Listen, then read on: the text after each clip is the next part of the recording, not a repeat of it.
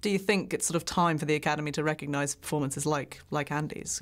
I hope. I think he's got a good. I mean, he's mentioned.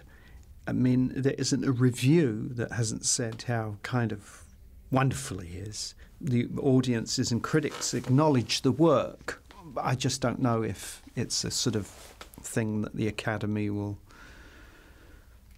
accept. I think he's one of the best actors I've ever worked with. I think he's amazing. And if you're responding emotionally to what he's doing, then you are responding, you know, if you're responding emotionally to Caesar, you're responding emotionally to Andy, because Andy's giving that emotional performance. I hope people get that. I think I really understood it in this movie. I could really see Andy's performance, so I'm hoping people understand. But it shouldn't be separate.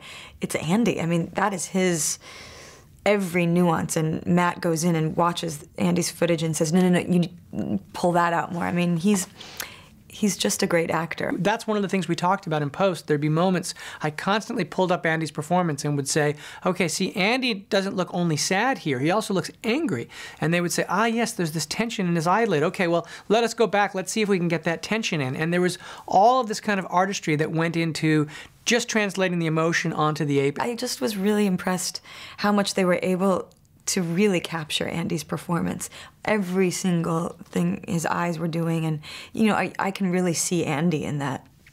And I think that has come such a long way. I saw Rise of the Planet of the Apes and was amazed by the technology, but there's something about being in it, seeing what you're seeing on the day, and then to see it finished.